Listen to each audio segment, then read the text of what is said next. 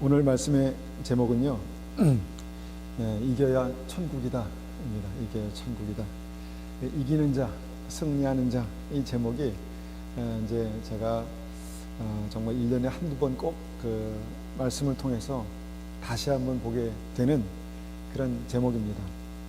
이것이 왜 중요한가? 이것이 우리의 믿음이 살아있는가? 우리의 믿음이 역사하는가? 주님께서 나와 함께 하시는가? 이것을 직접적으로 볼 수 있는 믿음이기 때문에 이것이 중요한 주제입니다. 그래서 오늘도 내 삶 속에 믿음으로 이겨야 내가 천국 가는 것이다, 천국 간다 라는, 정말 우리가 믿음이 있지만 죽은 믿음도 있잖아요. 믿음이, 살아있는 믿음이 되기 위해선 반드시 이겨야 한다 라는 주제로 말씀을 한번 같이 우리가 듣겠습니다. 요한계시록 3장 5절 말씀입니다. 요한계시록 3장 5절. 요한계시록 3장 5절.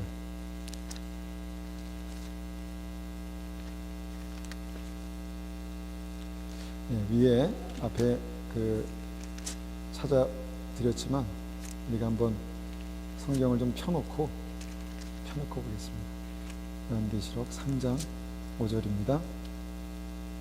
이기는 자는 이와 같이 흰 옷을 입을 것이요 내가 그 이름을 생명책에서 결코 지우지 아니하고 그 이름을 내 아버지 앞과 그의 천사들 앞에서 시인하리라. 자, 우리가 이제 오직 믿음으로 구원받는데 성경의 맨 마지막 계시록에서는 오직 믿음으로, 그 믿음을 이기는 것, 이기는 자라고 그렇게 표현하고 있습니다. 믿음이 있는 자, 천국 가는 자 누구냐? 이기는 자이다, 승리하는 자이다, 이렇게 말씀하고 있다는 것이죠. 우리가 마태복음에서도 잘 알고 있지만 흰옷을 입는 것이 믿음입니다. 예복을 입지 않은 그 믿음을 주님께서는 바깥 어두운 데 던져라, 이렇게 말씀하시거든요. 그래서 믿음은 뭐냐? 흰옷을 입는 것, 예수 그리스도로 옷 입는 것이다. 그래서 흰옷을 입을 것이요 라고 말씀하시는 것을 우리가 보게 됩니다. 이기는 자가. 그 다음에 이기는 자의 이름을 생명책에서 결코 지우지 아니하고 라고 말씀합니다. 생명책에 기록된다는 것의 의미가 뭡니까? 우리가 예수 믿고 구원받는, 천국 가는 믿음, 이것을 생명책에 기록된 믿음이다, 이렇게 말씀하고 있다라는 것이죠. 그래서 오직 믿음으로 구원받는다. 그 믿음이 뭐냐? 믿음은, 천국 가는 믿음은, 진짜 믿음은 바로 이기는 믿음이다, 승리하는 믿음이다 라고 말씀하고 있다는 것입니다. 이 말씀은 사대교회에게 주시는 말씀입니다. 사대교회, 그러니까 믿지 않는 자가 아니라 교회에게. 그런데 사대교회의 상태가 어떤가? 3장 1절, 계시록 3장 1절 보니까 살았다 하는 이름은 가졌으나 죽은 자로다 라고 말씀합니다. 그러니까 살았다라는 이름, 그러니까 믿음이 있고 교회 다니고 크리스천이고 라는 그런 이름이 있지만 그 믿음의 현재 상태가 마치 죽은 것과 같은 상태였다라고 말씀합니다. 이 죽은 것과 같은 상태가 뭔가? 여러 가지로 우리가 생각해 볼 수 있죠. 죽은 것과 같은 상태가 뭘까요? 저에게 적용해서 한번, 만약에 나의 삶 속에 이러한 증상이 나타난다면 그것은 내가 살았다가 하는 이름은 가졌지만 죽은 사람과 죽은 믿음과 마찬가지다라고 생각해 볼 수 있는 것이 뭘까를 한번 제가 몇 가지 생각해 봤습니다. 구원의 소망이 없는 믿음이 있을 수 있습니다. 구원 받았다라고 하는데 거기에 대한 소망이, 기대감이 없습니다. 구원 받았나 보지 라고 생각하는 그 정도지, 정말 내가 구원 받았다라는 그것 때문에 내가 천국의 소망, 구원의 소망이 없을 수 있다는 것입니다. 한 가지 우리가 생각해 볼 수 있죠. 또 우리가 믿음이 뭐냐라는 얘기를 했을 때, 믿음은 주님과의 친밀함이다, 이렇게 말씀드렸습니다. 주님과의 친밀함이 믿음이다. 그러니까 예수님과 동행하는 믿음, 그것이 믿음 아니겠습니까? 그런데 동행하는데 전혀 친밀함이 없다, 그럴 수 있다는 것이죠. 그 다음에 믿음이 삶의 능력이 되지 않는 믿음이 있을 수 있습니다. 기도의 능력을 모르고 내가 아주 중요한 일을 딱 앞에 두었을 때, 내가 기도해야 하나님께서 도우시고, 기도해야 이 일을 통해서 하나님의 영광을 보게 된다, 승리한다, 잘 될 것이다 라는 그런 믿음이 없을 수 있습니다. 일단 다 해보고 나중에 이제 할 일이 없을 때 주님 도와주세요. 아니면 내가 다 해봤는데 안 돼. 그러다가 맨 마지막에 지푸라기라도 붙드는 심정으로 주님 도와주세요, 이렇게 한다면 그것은 살아있는 믿음이라고 볼 수 없죠. 그럴 수 있습니다. 또 한 가지 생각해 볼 수 있는 게 이것입니다. 우리에게 기쁨이 있습니다. 어떤 기쁨이 있습니까? 어떤 기쁨? 돈이 주는 기쁨이 있죠. 돈을 많이 벌었을 때, 월급을 받았을 때, 돈을 벌었을 때 기쁨이 있습니다. 또 어떤 기쁨이 있습니까? 뭐 내가 어떤 재밌는 것을 봤을 때 또 기쁨이 있을 수 있습니다. 또 어떤 여러 가지 뭐 좋은 사람을 만났을 때 기쁨이 있고 또 여러 가지 기쁨이 있습니다. 그런데 제가 그런 생각을 해봤어요. 이 세상에서 세상이 주는 기쁨을 다 제하면 그래도 나에게 기쁨이 있나? 세상이 줄 수 있는, 특별히 죄와 관련돼서 세상이 줄 수 있는 기쁨을 다 제하고 나도 내 안에 기쁨이 있을까? 그러면은 내가 살아있는 믿음이다라고 볼 수 있습니다. 그런데 한번 만약에 그렇게 한번 생각해 보십시오. 내게 돈이 주는 기쁨도 없고 또 세상이 주는 기쁨도 다 없을 때 나에게 어떤 기쁨이 있을까? 많은 사람들은, 많은 믿음이 없는 사람들은요, 그런 기쁨이 다 사라질 때 삶의 소망을 잃었다라고 그렇게 말합니다. 삶의 소망. 내가 살 소망이 없다. 내가 뭐하라 이렇게 이 고생하고 사는가? 이렇게 이제 말하죠. 그런데 예수 믿는 사람에게는, 믿음의 사람에게는 특별한 기쁨이 있다는 것입니다. 주님 앞에서 우리가 주님과 동행할 때 하나님께서 나의 기도를 응답하시고 주님께서 내 삶 속에 역사하실 때 나타나는 그런 하늘의 기쁨이 있을 수 있다라는 것입니다.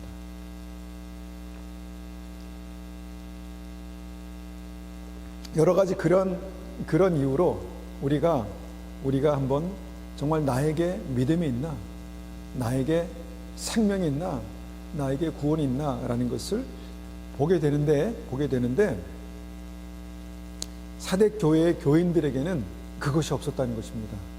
사대 교회 교인들은 교인이잖아요. 교회 다니잖아요. 근데 그 생명이 확인되지 않았다는 것입니다. 예수 그리스도의 생명이 확인되지 않았다는 것이죠.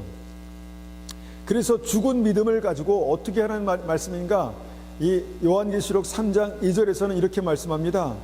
3장 2절 보니까 너희는 일깨어 그 남은 바 죽게 된 것을 굳건하게 하라. 살려내라는 것이죠. 살려내라. 내 하나님 앞에 내 행위에 온전한 것을 찾지 못하였노니 정말 내 삶 속에 그 믿음이 생명력이 있고 내 삶 속에 하나님 살아계신 것을 발견하지 못하였노니 하나님께서 그 삶을 통해서 그 믿음이 살아있는가를 볼 수 있다라고 말씀하시는 것입니다. 3절입니다. 그러므로 내가 어떻게 받았으며 어떻게 들었는지 생각하고 지켜 회개하라. 만일 일깨지 아니하면 내가 도둑같이 이르리니 어느 때에 내게 이르릴지 내가 알지 못하리라. 이기는 자는 이와 같이 흰옷을 입을 것이요 내가 그 이름을 생명책에 결코 지우지 아니하고 그 이름을 내 아버지 앞과 그의 천사들 앞에서 시인하리라. 우리가 앞에 읽었던 우리 본문 말씀입니다. 본문 말씀이 이래서 이게 나오는 겁니다. 본문 말씀이 왜 이겨야 하는가? 끝까지 우리가 이런 삶에서 이런 어떤 그 믿음의 상태에서 이기는 것이 뭔가, 어떻게 이겨야 되는가 주님께서 말씀하시는데 그것이 사대교회의 믿음을 가지고 있는, 살았다 하지만 죽어 있는 것과 같은 믿음을 가진 그 사람들에게, 교인들에게 말씀하는 것이죠. 그런데 이것이 왜 중요한가? 정말 마지막 때는요, 진짜 뜨거운 믿음을 갖기가 참 어려운 것 같습니다. 여러분, 내가 믿음이 있는가 한번 바라볼 때 내가 정말 주님을 사랑하는 믿음이 있는가, 하나님께서 함께 하시는 것을 내가 경험하는가, 주님과의 친밀함이 있는가, 이런 것을 우리가 확인해 봤을 때 이 시대의 많은 크리스찬들이 그렇지 못하다는 것입니다. 믿음이 있는데 그렇지 못한 믿음이 있을 수 있습니다. 내가 예수님을 믿고 하나님을 내가 믿긴 믿는데 내 삶 가운데 그 믿음의 능력을 경험할 수 없는 믿음이 있을 수 있다는 것입니다. 그래서 이 계시록 말씀에서 7교회에게 주님께서 동일하게 해주시는 말씀이 뭐냐면 이기는 자가 되라. 이기는 믿음을 가져라. 믿음이 뭐냐? 천국 가는 믿음이 뭐냐? 이기는 믿음이다. 그래서 이기는 자를 7번씩 그렇게 반복해서 말씀하신다는 것입니다. 우리가 이기는 믿음을 생각할 때요, 이기는 믿음을 생각할 때 몇 가지 전제 조건을 우리가 생각해 볼 수 있습니다.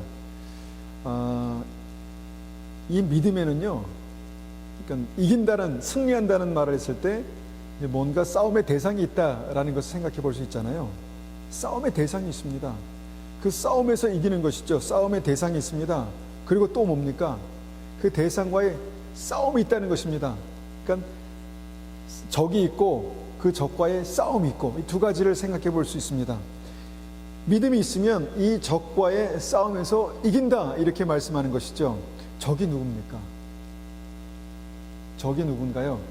나를 힘들게 하는 사람, 나를 어렵게 하는 상황, 또 여러 가지 정말 내가 나를 힘들게 하는 여러 가지 문제들, 이런 것들이 나의 적일까요? 많은 경우 우리는 눈에 보이는 적에 대해서는 분명하게 그렇게 생각합니다. 나를 어렵게 하는 그 사람이 밉고, 그 사람만 보면 막 그냥 긴장이 되고 그렇게 되죠. 또 어렵게 되는 어떤 상황에 대해서 늘 고민하면서 여기서 어떻게 벗어날 수 있을까? 내가 여기서 어떻게 이길 수 있을까? 이런 고민을 하게 되죠. 그런데 그것이 다입니까? 아니라는 것이죠. 우리의 삶 속에 이 마귀가 있습니다. 악한 마귀가 있습니다. 우리를 쓰러뜨리는 마귀가 있습니다. 분명히 있습니다. 그런데 이것을 모르면요, 이 싸움의 어떤 본질을 모르는 거예요. 싸움의 대상을 모르고 이 싸움의 성격을 모르는 거예요. 여기서 이기하는 것입니다.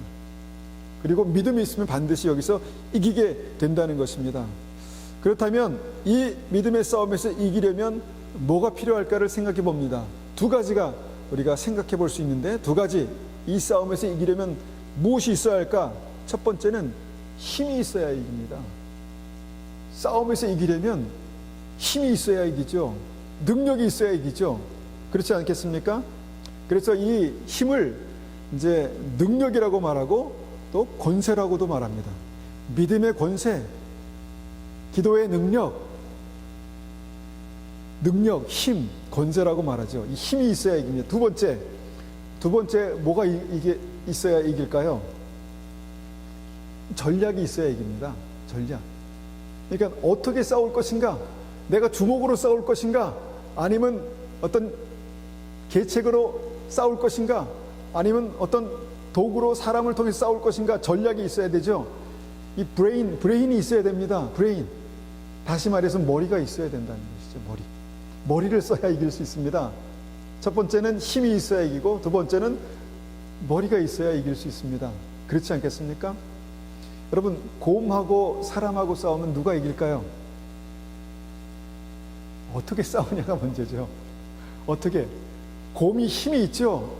사람에게는 힘이 없습니다. 곰처럼 그렇게 한번 치면 차가 찌그러지는 그런 힘이 없죠.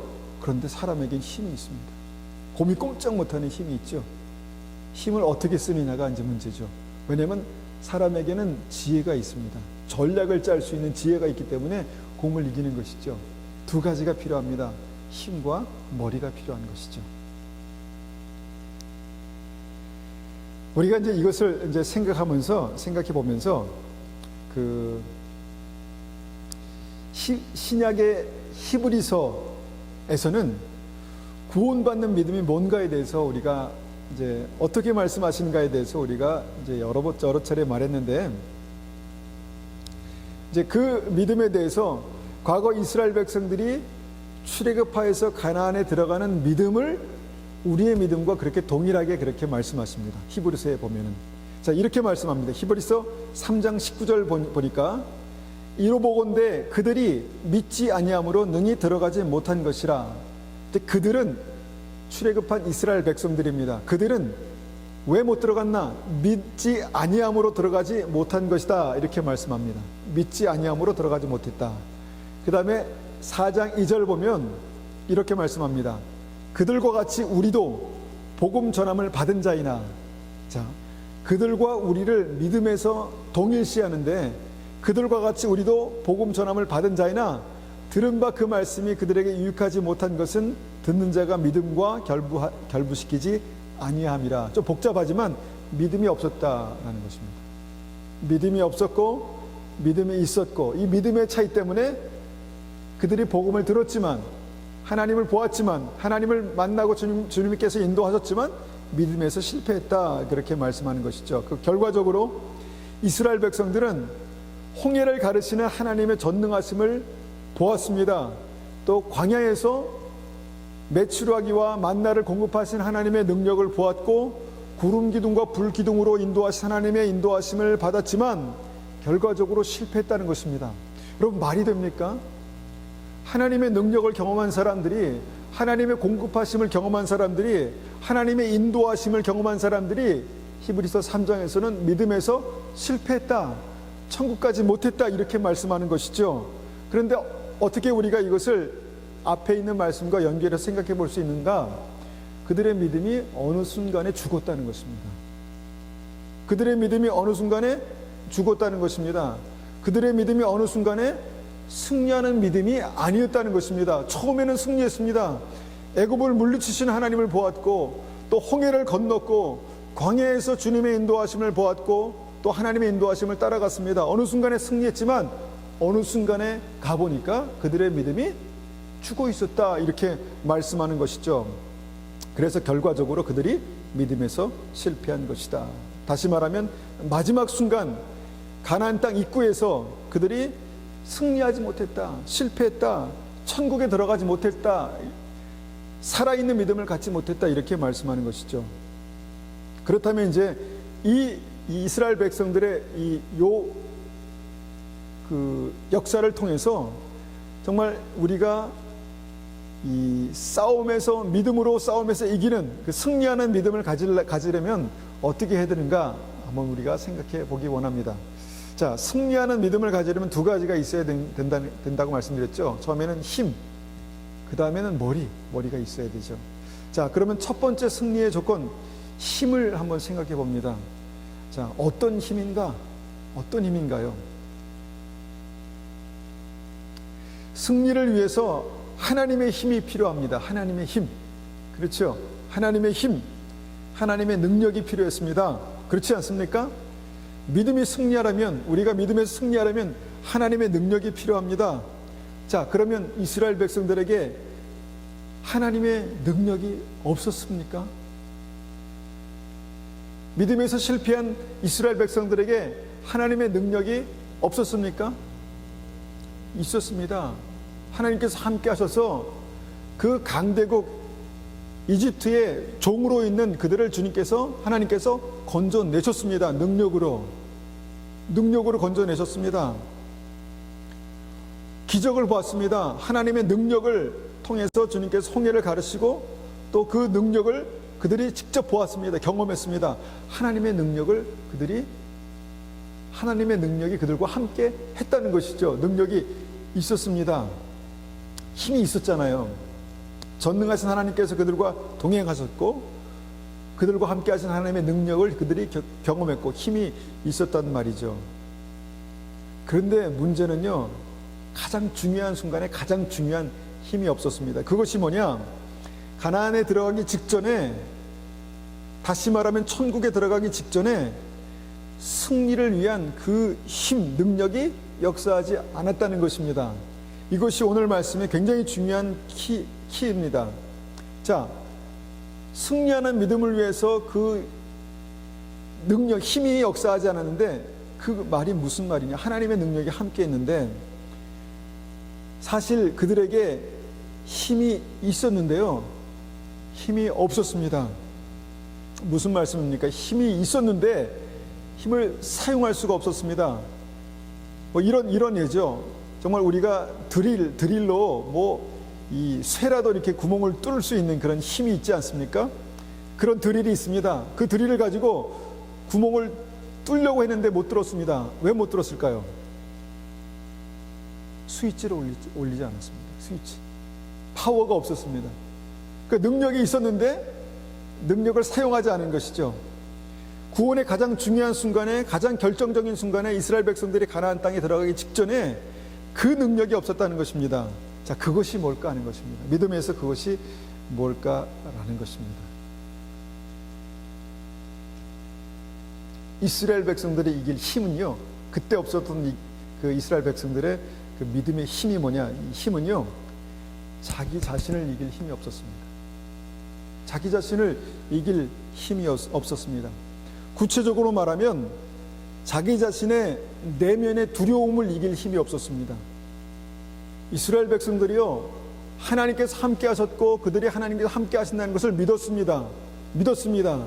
그리고 나서 가나안 땅을 정탐하고 나서 무엇이 생겼습니까? 두려움이 생겼습니다. 두려움. 그 두려움이 우리 마음속에 있는 거 아니겠습니까? 객관적인 어떤 사실을 보면서 내 마음속에 생기는 두려움 아니겠어요? 근데 그 두려움을 이길 힘이 없었다는 것입니다. 하나님의 능력이, 강력한 전능하신 하나님의 능력이 함께 있었는데, 문제는 그들 자신의 내면의 그 두려움을 이길 힘이 그들에게 없었다는 것입니다. 그래서 스스로 항복한 것입니다. 나는 못해, 나는 안 들어갈 거야, 나는 들어가면 죽어, 스스로 항복한 것입니다. 싸워보지도 않고 자기 내면의 두려움에 넘어진 것이죠. 자기 내면의 두려움과 싸우면서 진 것입니다. 그들은 그 두려움을 이기지 못했습니다. 그리고 결국은 그 두려움을 이길 힘이 없어서 가나안 땅에 들어가지 못했다는 것입니다. 이것이 이스라엘 백성들이 승리하지 못했던 첫 번째 이유, 이 힘이 없었기 때문입니다. 다시 말하면 힘이 있는데, 충분한 하나님의 능력이, 전능하신 하나님의 능력이 있는데, 어느 곳에서 내가 힘을 쓸 줄 몰라서, 말하자면 스위치를 킬 힘을 쓸 줄 몰라서 힘이 없었다는 것입니다.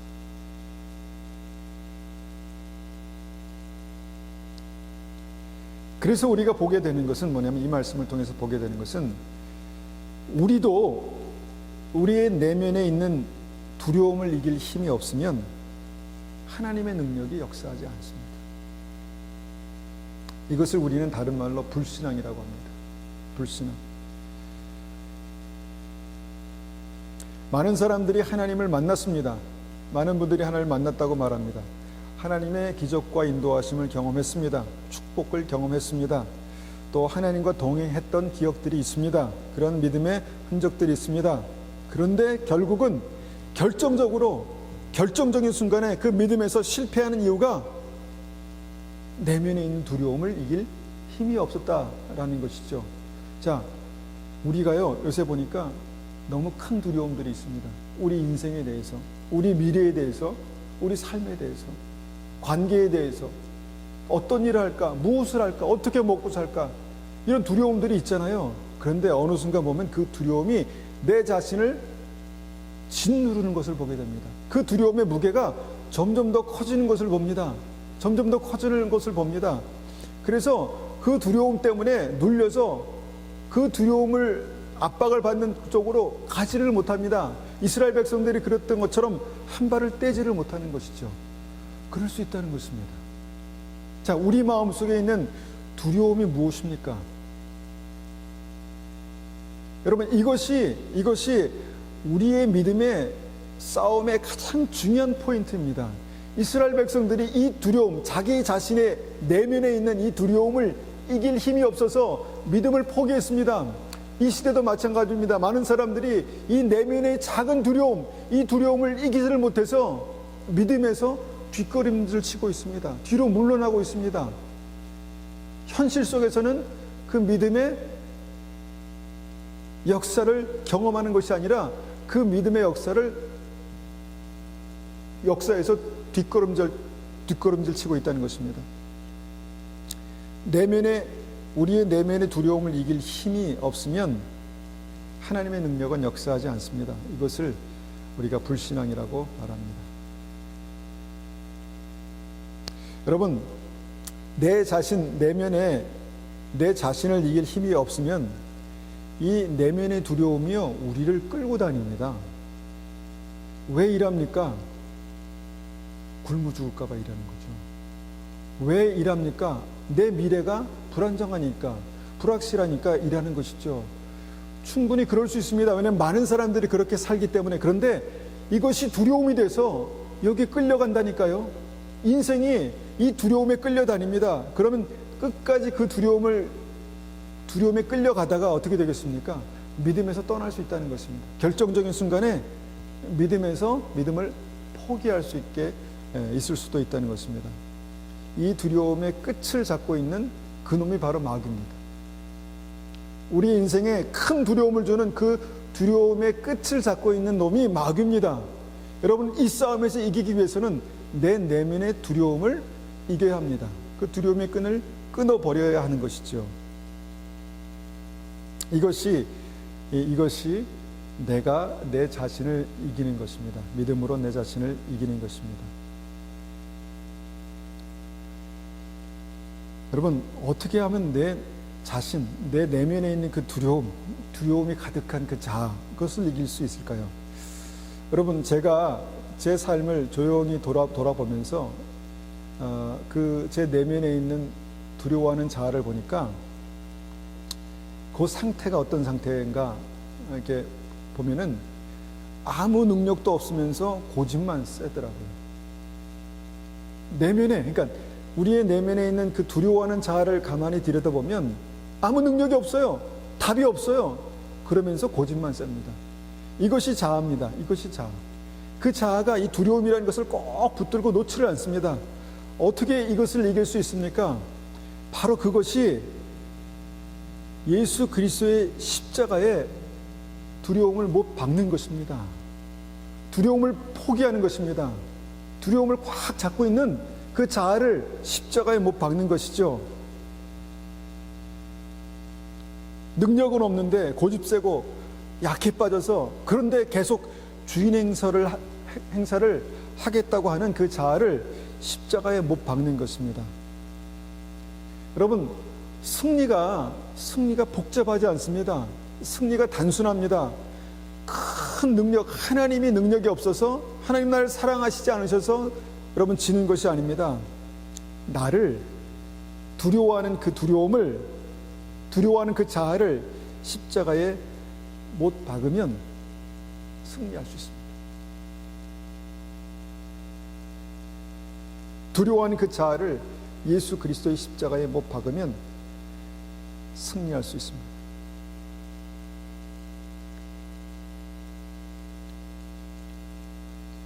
어떻게 십자가에 못 박습니까?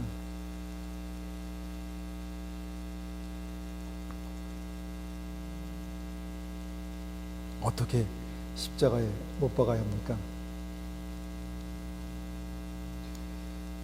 우리가 이제 지난 시간에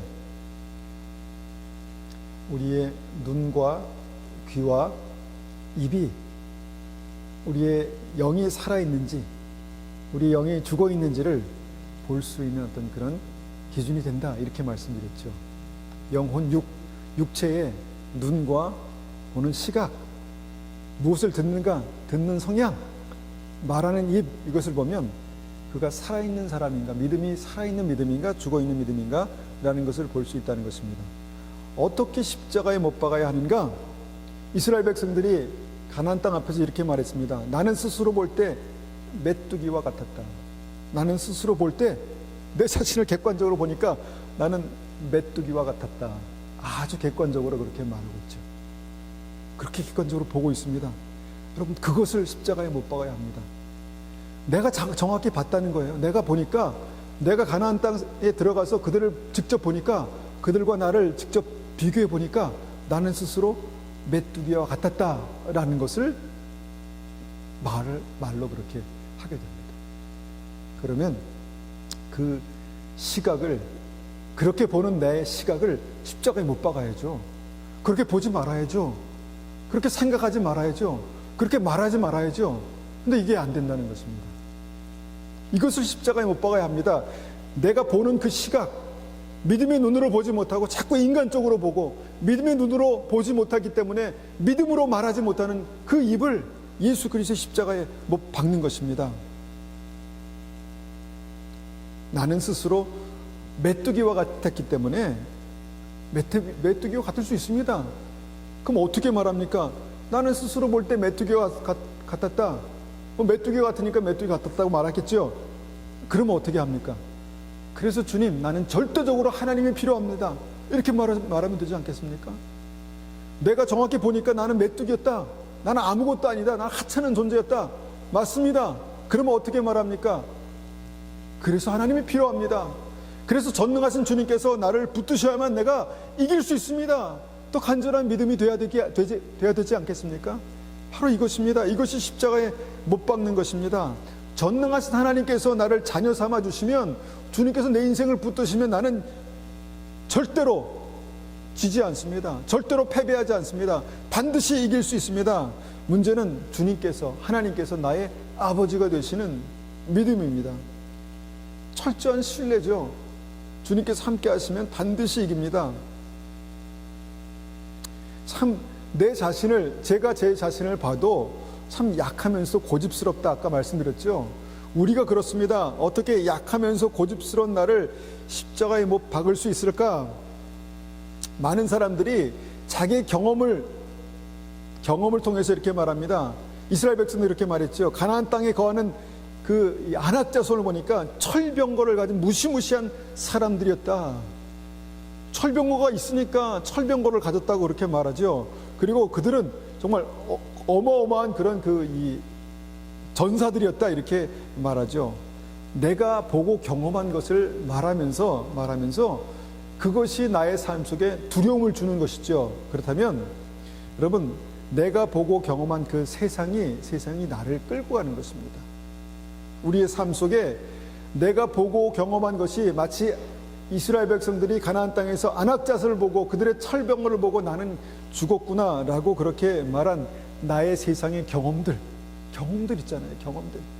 내가 해봤어. 내가 가봤어. 내가 경험해봤어. 그래서요. 안 된다는 것입니다. 못한다는 것이죠. 여러분, 이런 그런 세상이 주는 경험들이 우리를 꽉 붙들고 있습니다. 꽉 붙들고 있습니다. 이것을 십자가에 못 박으십시오. 그 경험을 뛰어넘을 수 있는, 나의 모든 경험을 뛰어넘을 수 있는 분이 하나님이십니다. 그것이 우리의 삶 가운데 그 믿음이 살아나기 위해서는요, 그 경험을 놓지 못하는, 내 그 알량한 경험을 놓지 못하는 그 내가 십자가에 못 박혀야 됩니다. 죽어야 된다는 것이죠. 하나님은 세상보다 강하십니다. 하나님은 내 경험을 뛰어넘으시는 분이십니다. 하나님은 우리의 삶 가운데 기적과 능력을 역사하시는 분이십니다. 믿으십니까? 믿으셔야 합니다. 그래서 우리가 그 경험을, 세상이 주는 경험들을 십자가에 못 박는 것입니다. 전능하신 하나님께서요, 능력이 부족하실까? 그렇지 않다고 우리는 믿습니다. 하나님의 능력이 부족해서 우리의 삶 속에 하나님의 역사를 보지 못하게 하는 것일까? 그렇지 않다는 것입니다. 그런데 많은 사람들이 믿음에서 실패하는 이유는 내 안에 두려움을 가지고 그것을 놓지 못하는, 내 자신을 이길 힘이 없기 때문에 그렇게 지는 것입니다. 자, 두 번째, 우리가 믿음에서 승리하려면 또 뭐가 필요하다 말씀드렸습니까? 전략입니다. 전략이 어디에서 나옵니까? 머리에서 나오죠. 누구의 머리에서 나옵니까? 우리의 머리에서 나옵니까? 전략이 어디에서 나옵니까? 머리에서 나오는데 누구의 머리에서 나옵니까? 하나님의 머리에서, 주님의 머리이신 예수 그리스도로부터 이 전략이 나오지 않겠습니까? 이스라엘 백성들이 1차적으로 믿음에서 실패했습니다.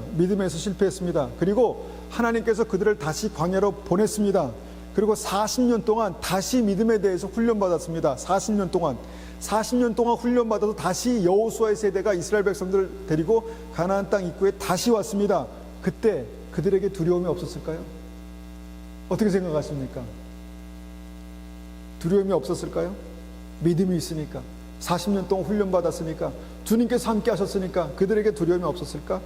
생각해 보니까 없었을 것 같은데 말씀을 보니까 그렇지 않았습니다. 여호수아서 1장 9절 말씀을 봅니다. 여호수아서 1장 9절. 여호수아서 1장 9절입니다. 내가 내게 명령한 것이 아니냐? 강하고 담대하라.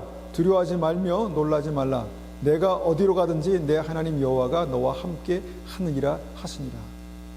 하나님께서 여호수아에게 강하고 담대하라, 두려워하지 말라라고 말씀하셨습니다. 자, 누구에게 두려워하지 말라고 말씀하실까요? 두려워하는 자에게. 왜 두려워하지 말라고 말씀하셨습니까? 두려워하니까. 믿음이 있어도 40년 동안 훈련받아도 하나님의 사람으로 리더로 그렇게 승리를 경험해도 두려움은 있는 것입니다. 두려움은 항상 있습니다. 그래서 하나님께서 강하고 담대하라, 두려워하지 말라라고 이렇게 여호수아서 1장 보면 아주 강력하게 말씀하십니다. 강하고 담대하라, 강하고 담대하라, 두려워하지 마라. 왜냐? 두려워하니까. 두려움이 있었습니다. 여호수아의 마음속에도, 하나님의 사람의 마음속에도 두려움이 있었다는 것입니다. 처음에 가나안에 왔던 그때 그 사람들이 가지고 있었던 그 두려움이 여호수아에게도 있었다는 것입니다. 그 두려움이 몰려왔다는 것이죠. 그런데 여호수아는 그 두려움을 어떻게 이겼을까요? 어떻게 이겼을까요? 주님께서 말씀하셨습니다. 강하고 담대하라. 내가 너와 함께하겠다. 말씀을 붙들었습니다. 말씀으로 이겼습니다. 내면에 있는 두려움을 말씀으로 이겼습니다. 내면에 있는 두려움을 믿음으로 이겼습니다. 내가 너와 함께하겠다. 강하고 담대하라. 두려워하지 말라. 그 말씀을 붙들었습니다. 말씀으로 이기고 믿음으로 이겼습니다. 이것이 바로 여호수아가 자기 자신 두려워하는 그 이 자아를 십자가에 못 박는 방법이었습니다. 그는 자기 자신을 이길 힘이 있었습니다. 왜냐하면 그 두려워하는 자아를 예수 그리스도의 십자가에 못 박을 수 있었다는 것입니다. 지난 시간에 말씀드렸죠. 에덴에도 그 십자가에 두 가지 요소가 있었다고, 생명과 죽음 두 가지가 있었다고 말씀드렸죠. 이 죽음의 역사가 있어야 생명의 역사가 있다고 말씀드렸죠. 바로 여호수아가 여기에서 이 죽음의 역사를 경험한 것입니다. 나는 죽었다. 나는 죽었다. 예수 그리스도께서, 하나님께서 내 안에 사신다 라고 하는 그런 믿음으로 주님 앞에 섰다라는 것입니다. 설 수 있었다라는 것입니다. 여호수아에게 여호수아가 달랐던 믿음은 뭐냐? 자기 자신의 이 두려움을 가지고 있는 그 자아를 십자가에 못 박을 수 있었다라는 것입니다. 그때 어떤 일이 일어납니까? 승리의 두 번째 조건, 이 전략이 풀어집니다. 하나님의 전략이 풀어집니다. 거기 오기 직전까지는 어떻게 싸워야 되는지 몰랐습니다. 어떻게 싸워야 될지 아이디어가 없었습니다. 아무 생각이 없었습니다. 그런데 그가 십자가에서 죽자, 그 두려움이 죽자 하나님으로부터 그 전략이 나오기 시작합니다. 그 전략이 뭡니까? 여리고성을 도는 것입니다. 여리고성을 도는 것입니다. 하나님께로부터 나온 승리의 전략이 여리고성을 도는 것이다. 여러분, 이것을 어떻게 믿음으로 받을 수 있을까요? 얼마나 많은 믿음의 사람들이 이것을 믿음의 전략으로, 승리의 전략으로 받을 수 있겠습니까? 그런데 십자가에서 자아가 죽은 여호수아 갈렙은 이것을 하나님의 전략으로 받을 수 있었습니다. 다시 말하면 전략을 짜는 것이 여호수아의 머리가 아니라 전략을 짜는 것이 하나님이신 것을 그가 인정했다는 것입니다. 그러니까 누가 머리입니까? 하나님이 머리십니다. 예수 그리스도가 머리십니다. 여러분, 이것이 믿음입니다. 믿음이 뭐냐? 그리스도의 몸이 되는 것이고, 믿음이 뭐냐? 예수 그리스도께서 우리의 머리가 되는 것입니다. 예수 그리스도께서 나의 인생의 머리가 되는 것이고, 예수 그리스도께서 우리 가정의 머리가 되는 것이고, 교회의 머리가 되는 것이 믿음입니다. 그 믿음이 어떻게 역사하는가? 예수 그리스도와 함께 그 십자가에서 죽은 자에게 주님의 전략이 부어지는 것입니다. 그런 일이 일어났습니다. 여호수아의 두려움이, 그 자아가 십자가에 못 박혀 죽자, 그것을 내려놓자, 포기하자, 하나님으로부터 승리의 전략이 부어졌다는 것입니다.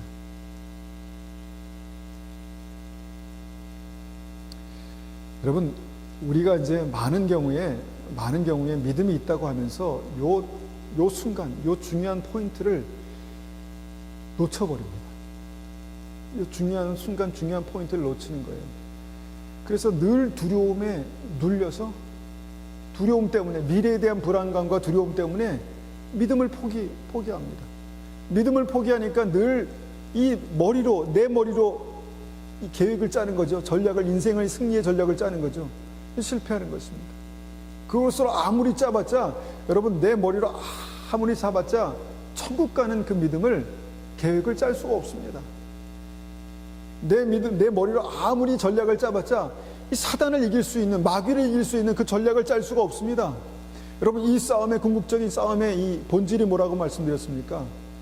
나를 힘들게 하는 그 사람이 내 싸움의 대상이 아니라, 그 상황이 싸움의 대상이 아니라, 그 상황과 삶을 통해서, 사람을 통해서 나의 믿음을 짓밟으려 하는 마귀가 싸움의 대상이라고 말씀드렸지 않습니까?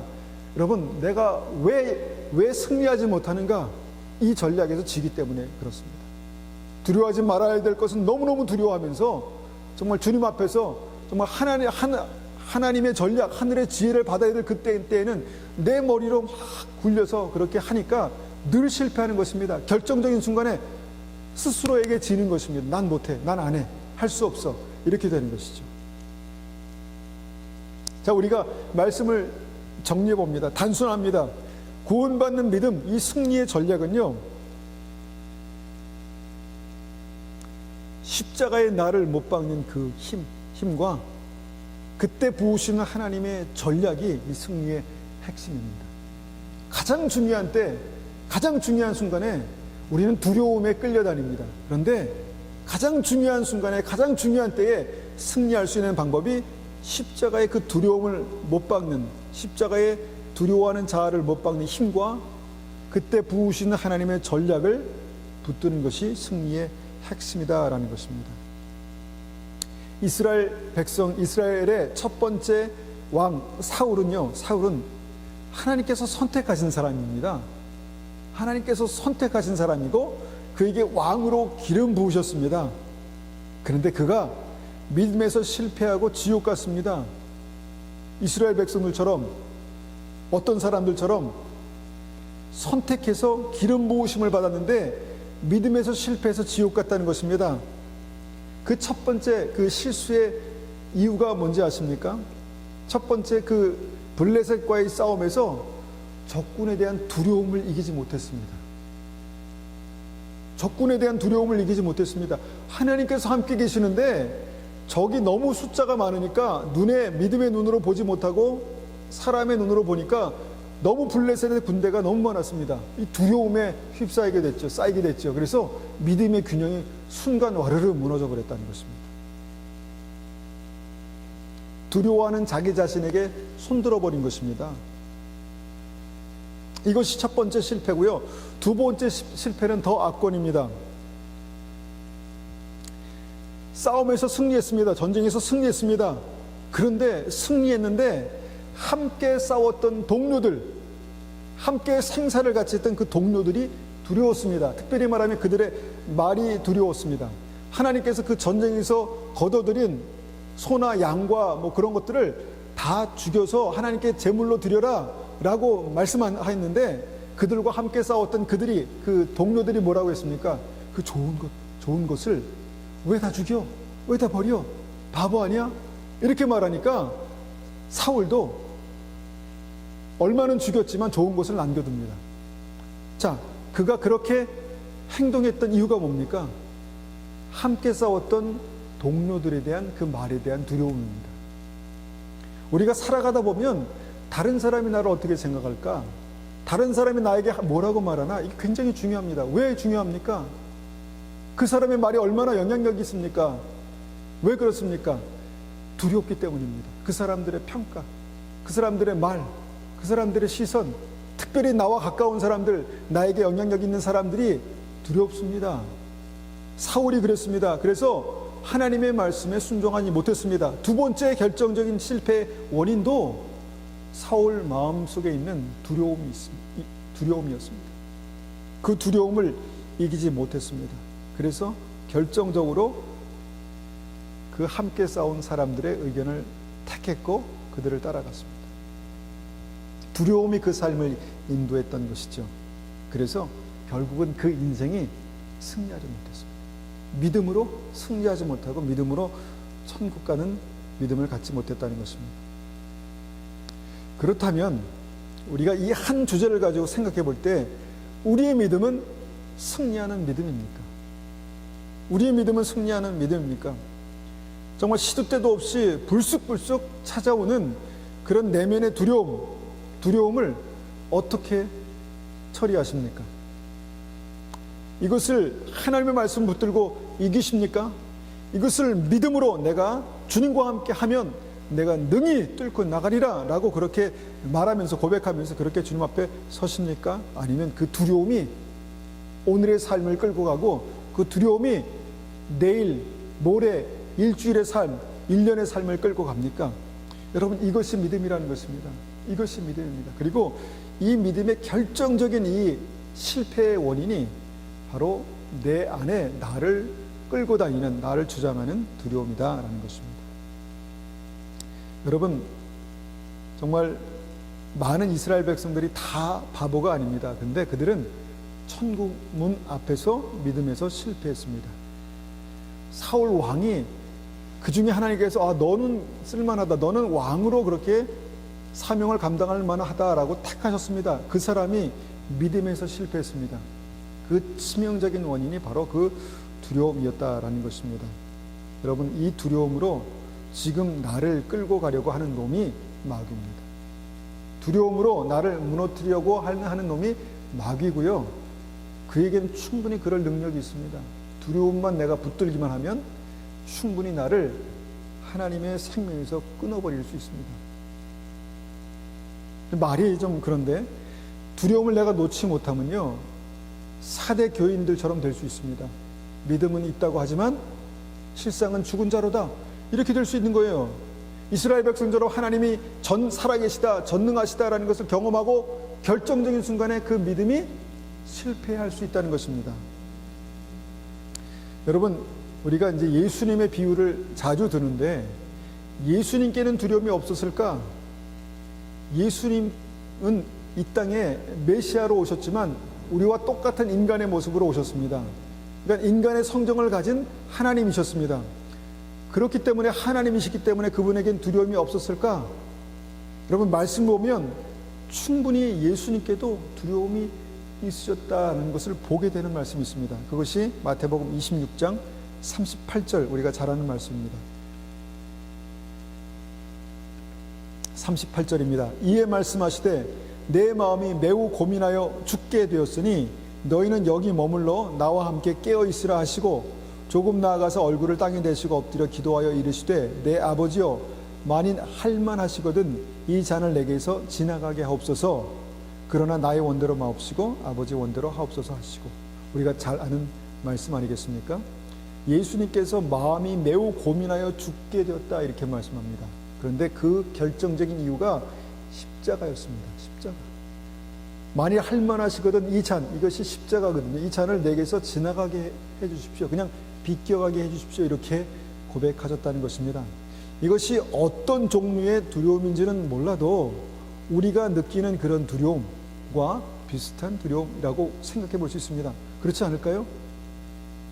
예수님도 이런 두려움을 맞이하셨습니다.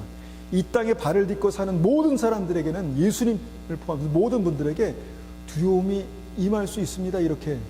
그리고 그것이 그냥 쉽게 넘어갈 수 있는 두려움이기도 하지만 때론 주님께도 이것이 비껴갔으면 좋겠다라고 생각할 수 있을 만한 그런 큰 무게의 두려움이기도 합니다. 주님께서 내 마음이 매우 고민하여 죽게 되었다, 이렇게 고민할 수 있는 그런 일들이 예수님께도 있었다는 것입니다. 여러분, 이 순간이 어떤 순간입니까? 예수님께서 십자가를 지시고 이제 마지막 승리의 포인트를 찍는, 정점을 찍는 바로 그 순간입니다. 십자가를 앞두고 주님께서 이렇게 느끼시고 고민하셨다는 것입니다. 두려움이 임했다는 것입니다. 그런데 모든 사람에게, 여호수아에게도 그랬고 예수님에게도 그랬듯이 모든 믿는 사람들에게 그 두려움이 임할 때 어떻게 처리하셨는가? 그 두려움을 어떻게 이기셨는가? 주님께서 어떻게 하셨습니까? 기도하셨습니다. 간절히.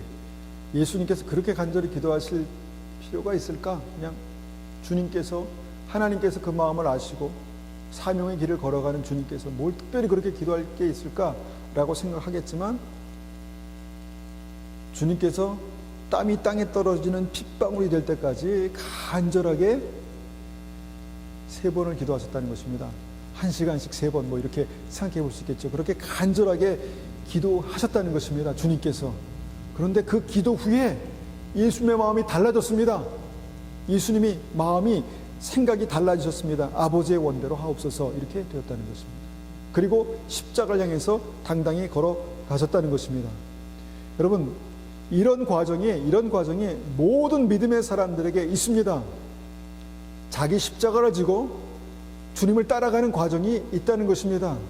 사도 바울이 고백했듯이 나는 날마다 죽노라 라는 과정이 있었다는 것입니다. 이것이 바로 예수 그리스도의 십자가를 경험하는 순간들입니다. 주님의 두려움을 십자가에 못 박으셨습니다. 주님은 그 두려워하는 자아를 십자가에 못 박으셨습니다. 우리가 이렇게 이해할 수 있습니다. 주님께서 그 두려움을 십자가에 못 박으셨다. 그러고 나서 십자가를 향해서 당당하게 걸어갔었다는 것입니다. 많은 사람들은 두려움이 임할 때 두려움을 피하려 합니다. 두려움을 주는 상황들을 피해서 요리조리 가다 보면 그 두려움이 나를 이렇게 몰아가는 쪽으로 가게 되는 거예요. 몰아가는 쪽으로. 그런데 몰아가는 쪽으로 가게 되다 보니까 정말 코너에 몰려서 이제 어느 쪽으로도 피할 수 없을 그때가 결정적으로 내 믿음을 택할 것인가 아니면 두려움을 택할 것인가, 그 두 가지 선택의 기로에 서게 된다는 것입니다. 우리가 이 정도는 아닐지라도 내 삶 가운데 두려움이 임할 때 내가 이 두려움을 어떻게 이길 것인가, 바로 예수님께서 그렇게 하셨던 것처럼 가장 중요한 그 순간에 겟세마네 동산에 올라가는 것입니다. 우리가 올해 처음 시작할 때 이것을 말씀드렸죠. 주님 앞에 기도합시다. 기도해야 합니다. 기도해야 살아납니다. 한번 내 삶을 보십시오. 기도하면 살아납니다. 그런데 기도하지 않으면 이 싸움에서 이길 수가 없습니다. 두려움에서 헤어날 수가 없습니다. 예수 그리스도의 십자가에 대해서 우리가 모르지 않습니다. 그런데 십자가가, 이 죽음이 현실이 되지 않습니다. 날마다 답답하고 날마다 죽을 것 같고 날마다 나의 삶을 끌고 가는 것이 이 두려움이 되는 것입니다. 그런데 우리가 주님 앞에 나아가서 주님, 그렇습니다. 저는 능력이 없습니다. 지혜가 부족합니다. 저의 힘으로는 이길 수 없습니다. 저는 하나님께서 함께 하셔야 합니다. 주님께서 붙드셔야 합니다. 이렇게 기도하기 시작하면요, 그때 내 자아가 두려움이 십자가에 못 박히는 것입니다. 그때 그렇게 박히는 것입니다. 주님께서 그것을 3번 간절히 기도하셨다는 것은 그렇게 할 필요가 있었기 때문입니다. 그렇게 해야 그 두려움이 십자가에 못 박히기 때문이죠. 우리의 삶에 그런 일들이 있어야 합니다.